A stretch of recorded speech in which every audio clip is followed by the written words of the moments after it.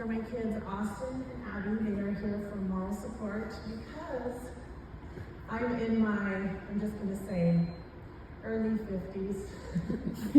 And I cry at the drop of a hat anyway when I'm not delivering my sister's eulogy. So Austin has offered to step in if it gets too bad. Okay, so with that, I'll just kick it off here. By now, we've all seen that hilarious meme that says, if I end up on a Dateline special, don't tell everyone I lit up a room with my smile. But when I asked God and Bonnie what to focus on for her eulogy, I just kept coming up with the same word Uncle Jim said it too, light. The fact is, Bonnie didn't just light up a room with her smile, she owned the room. And it wasn't just her smile, it was her unmistakable beauty, her wit, her sass, and the twinkle in her eye. She was the embodiment of sunshine. You felt warm and lucky to be in her presence. I want to share a story from a few years ago to prove that I'm not just leaning into a tired cliche about Bonnie lighting up a room, that she actually did own a room with her amazingness.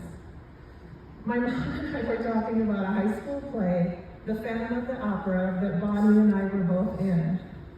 She played the sheriff, and of course she played it to the hilt. She developed this sort of boss hog, Barney Fife hybrid character. She crammed pillows under her shirt, developed a hillbilly accent, and sauntered around the stage bow-legged like she'd been riding a horse since infancy. I played the lead in the play. The lead.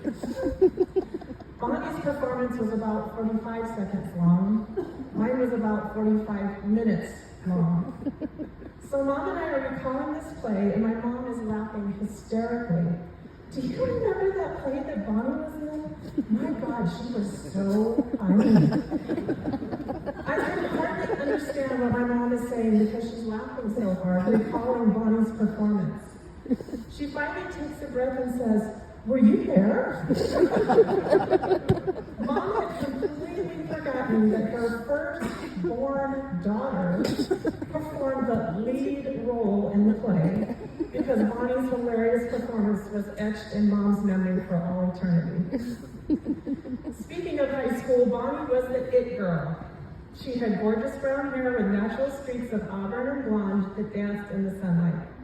Her complexion was creamy perfection, and her blue eyes twinkled with both mischief and perfect vision. While my sister was gracing the halls of Victor High School with facial features that made her look like Lady Di's daughter, I was rocking a permed mullet and Coke bottle glasses with purple frames and two-tone lenses. There was a year in high school when Bonnie looked like she had just stepped off the set of Charlie's Angels, and I looked like I had just stepped off the set of Revenge of the Nerds.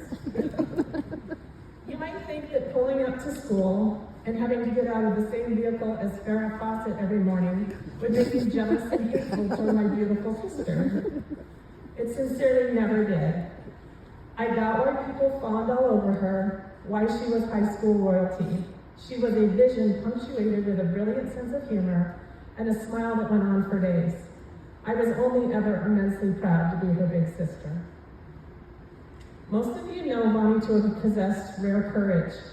As a tow truck driver, starting a second family in her mid-30s, falling through an 8-foot hole onto a concrete floor and popping right back up, and most recently, her incredibly brave battle with cancer.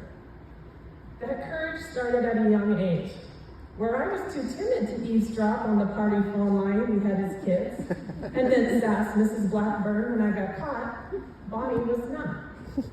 While I rode horseback at a reasonable and parent-approved pace, Bonnie would whoop our Shetland pony into a lather, bucking, snorting, and galloping sideways down a dirt road.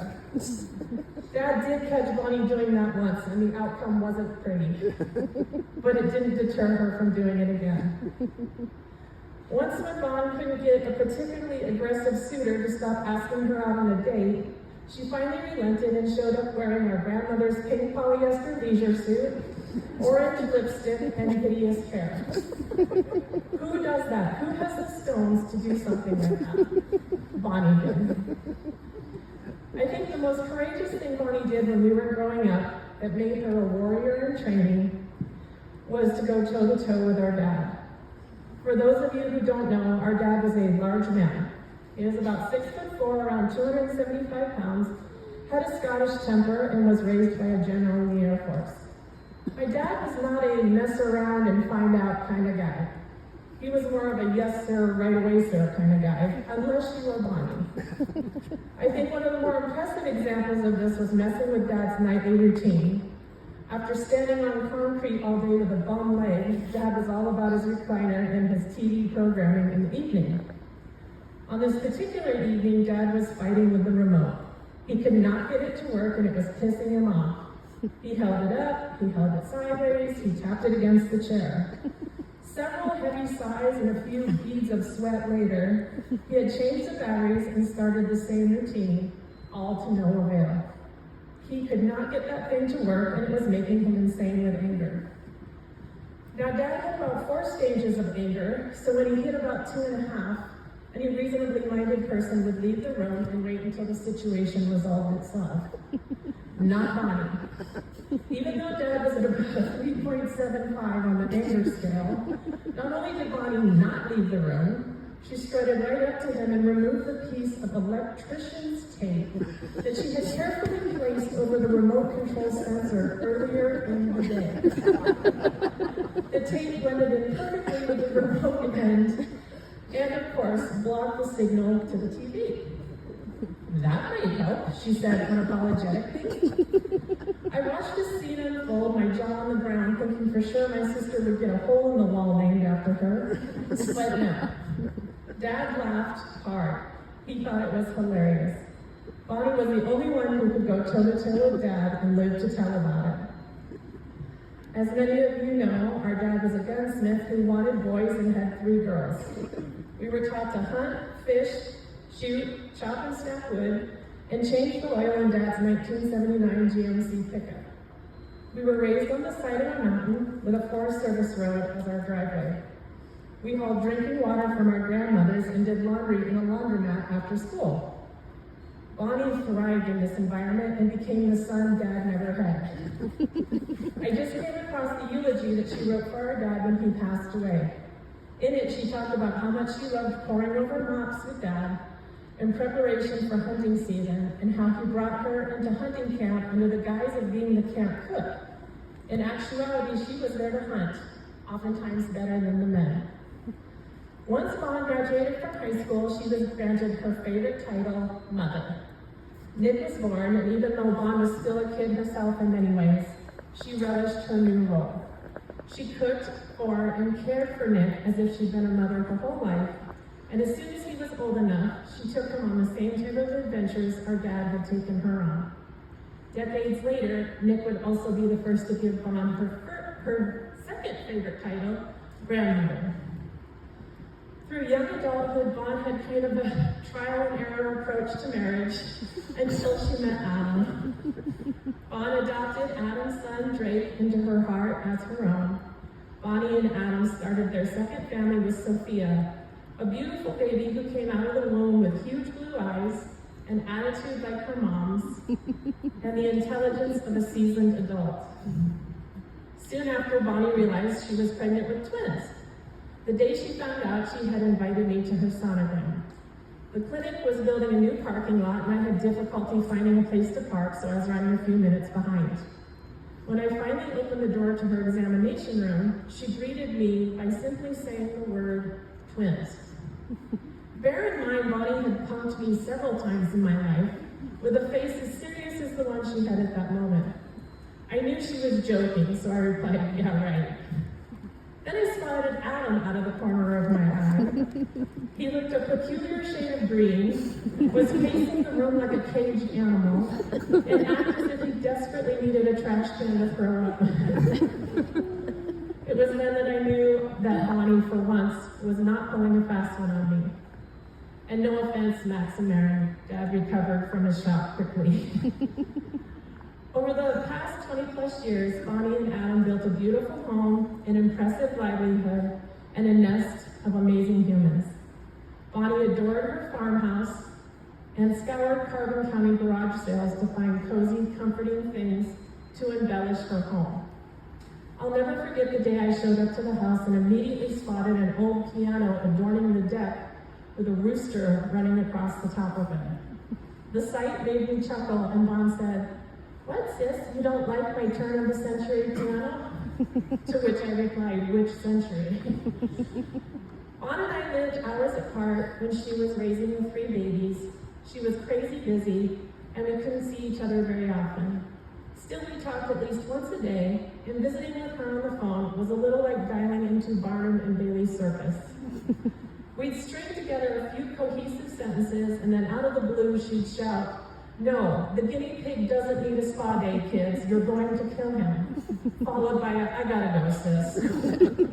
Though our conversations were sometimes scattered, cryptic, or ended abruptly, I knew there was nowhere my sister would rather be, and there was nothing she would rather be doing.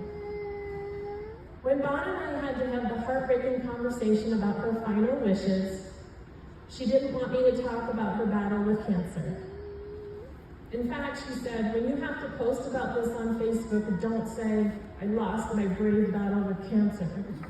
Bon didn't want us all to remember her as a cancer patient, a cancer cliche, or to define her existence by the unrelenting disease that eventually took her life. With that in mind, I want to close this out by sharing the legacies Bonny left behind. Bonny didn't leave this world with earthly treasures of silver, gold, and jewels. She left us something far more valuable, her legacies. Possessions can be bought, sold, and traded off, ending up in someone's garage, safe, or basement where their stories slowly die. Legacies live on in our hearts. They live on in Adam, Bonny's 5 children, her 4 grandchildren, and anyone who is lucky enough to love her and be loved by her in return. We can keep her spirit alive by carrying on the legacies Bon left us. She left us her legacy of humor. Bon taught us to make the fearless wisecrack. Push the envelope with the inappropriate comments and humor. Don't be afraid to make an ass of yourself if it makes somebody laugh. A cheap laugh is, after all, still a laugh. And Bonny showed us how important humor is right up to the very end. Her legacy of motherhood: don't be afraid to start a second family in your 30s. Don't be afraid to commit to someone and love them through all of life's challenges. Don't be afraid to make your kids your #1 priority, to love and protect them always. Her legacy of being unapologetically creative. Bonny wrote books, blogs, and created other worlds with her paintings and dollhouses, bringing immense joy to anyone who crossed paths with her creations.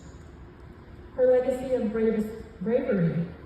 When you have an insurmountable obstacle, which for me and many of you in this room is trying to figure out how to live without Bonny, remember how brave beyond belief she was. Fear is the opposite of faith. Hold your nose and jump in the deep end.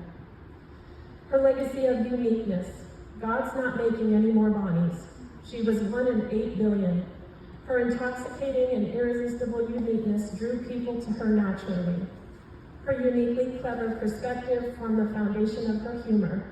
The way she saw things and then articulated them made us smile, cracked us up, or had us in stitches because no one but Bonny had her hilarious take on things. Her legacy of gratitude. Every member of Bonny's medical team fell in love with her because no matter how much she suffered, how much pain she was in, or how draining her relentless appointments were, Bonny was nothing but grateful. She was grateful for the loving care she received from her medical team and grateful for every day she got to be here. She was grateful to each and every one of you sitting here today for the love you brought to her and her family's life. She was eternally grateful for the outpouring of love and generous gifts throughout her diagnosis. I know she'd be humbled with gratitude to know how her beloved community donated to the food train for her family and to this memorial after her passing. Her legacy of faith. Bonny could tell you that she could fight as long and as hard as she did for one reason only, through the love of Jesus. In the last few years of her life, we saw her light shine in her that was far greater than before. She was in the fight of her life, and her smile never left. She was doing everything she could to be here while praying for others. No matter how beat down her health got, she thanked Jesus for her blessings.